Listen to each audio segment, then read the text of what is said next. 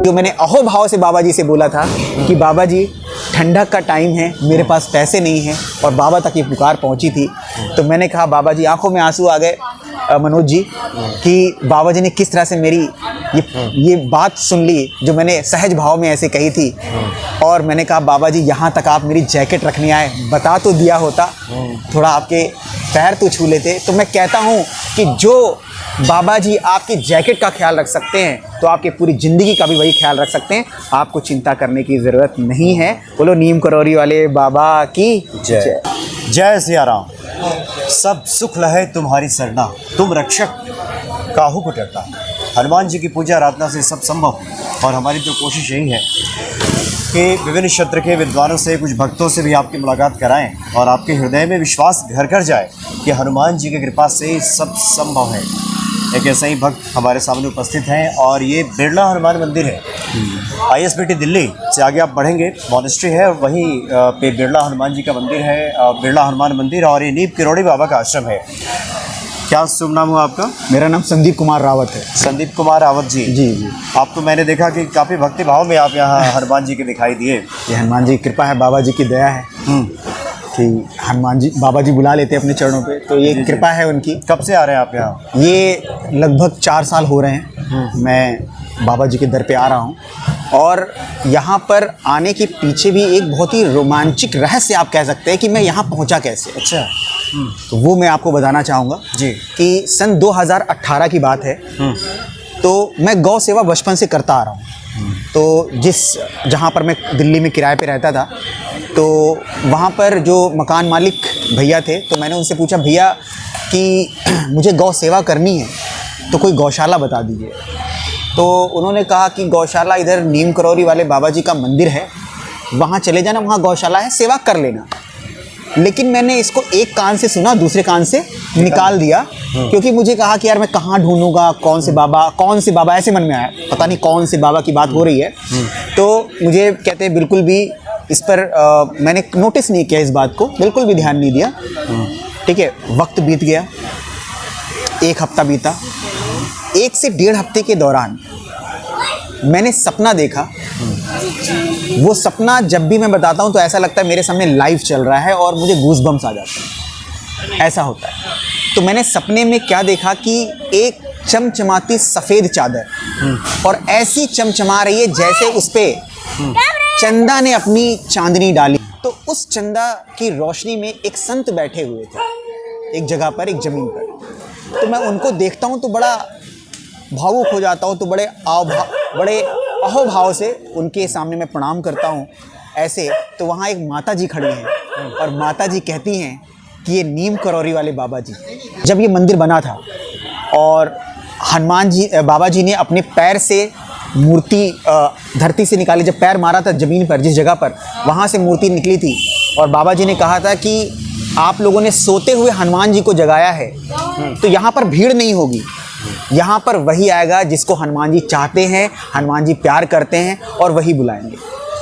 तो मैंने उस दिन आके वो पढ़ा, मेरे आंखों से आंसू निकलने लगे कि किस तरह से जिस मंदिर के बारे में कुछ पता नहीं था, कुछ मालूम नहीं था, बाबा जी के बारे में नहीं पता था, स्वयं बाबा जी ने दर्शन करके मुझे बुलाया।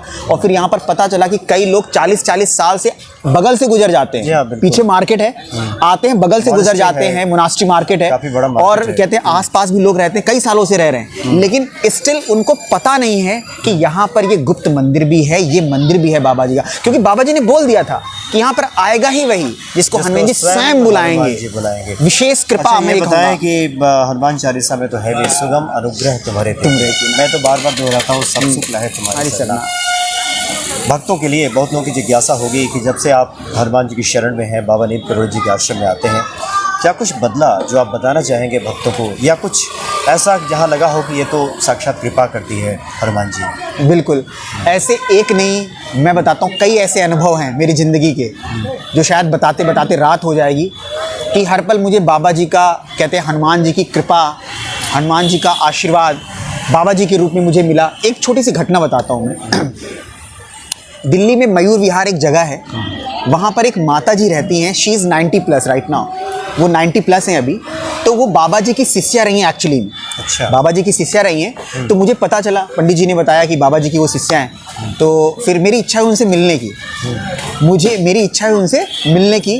तो वहाँ मयूर विहार से एक भाई और आते थे यहाँ पर मंदिर में। तो पंडित जी ने बताया कि ये कहते हैं मृत्युंजय जी वहीं से आते हैं, मृत्युंजय जी उनका नाम था।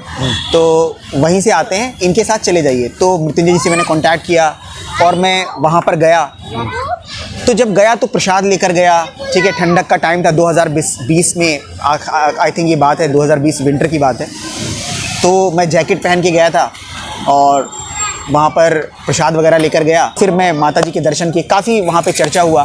तो जब मैं वहाँ से लौटने लगा तो जिनके साथ गया था तो उन्होंने कहा कि आज पहली बार आप मयूर विहार आए हैं तो मेरे घर भी चलिए। तो मैं उनके घर भी गया। घर जाने के बाद मैं अपने कमरे पे पहुँचा, ठीक है। मेट्रो से मैं अपने कमरे पे पहुँचा। जैसे मैं अपने कमरे पे पहुँचता हूँ तो मैं देखता हूँ कि मेरे बॉडी पे जैकेट नहीं है, जैकेट नहीं है। तो मैंने कहा कि जैकेट मैं कहाँ रखाया और कहाँ भूल आया, और ठंडक का टाइम है और शायद जल्दी में रहा था मैं, या कहीं कुछ मैं भूल जाऊँगा। तो ठंडक का टाइम था और लॉकडाउन जस्ट ओवर हुआ था, तो बहुत ज़्यादा फाइनेंशियल गेन भी नहीं था, फाइनेंशियल थोड़ा सा इशू भी था। तो मैंने बस बाबा जी का से कहा कि बाबा जी कि ठंडक आ गई है और मेरे पास पैसे नहीं है। मैंने इतना बाबा जी को बोल दिया। तो वक्त बीत गया, 2 दिन 3 दिन हुआ। उसके बाद में मैंने उससे पहले भी मृत्युंजय जी को फ़ोन करके पूछ लिया था कि जैकेट वहाँ तो नहीं है, माता जी से पूछवा लिया था, तो कहीं जैकेट नहीं मिली।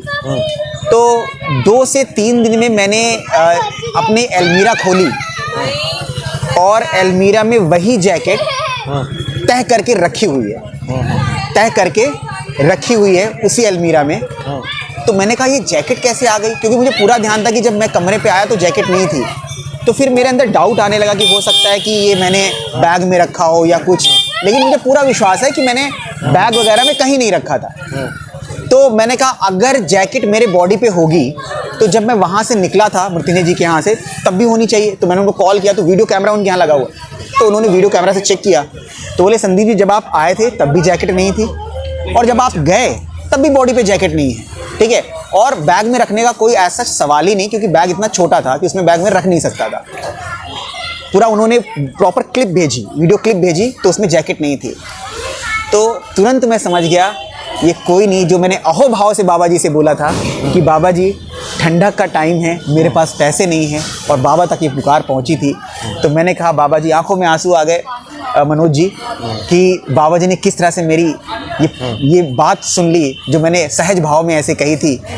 और मैंने कहा बाबा जी यहाँ तक आप मेरी जैकेट रखने आए, बता तो दिया होता, थोड़ा आपके पैर तो छू लेते। तो मैं कहता हूँ कि जो बाबा जी आपकी जैकेट का ख्याल रख सकते हैं तो आपकी पूरी ज़िंदगी का भी वही ख्याल रख सकते हैं। आपको चिंता करने की ज़रूरत नहीं है। बोलो नीम करौरी वाले बाबा की जय। चले, बहुत बहुत धन्यवाद आपके संदीप जी, बहुत बहुत धन्यवाद। जय श्री राम। जय श्री राम। जय श्री राम।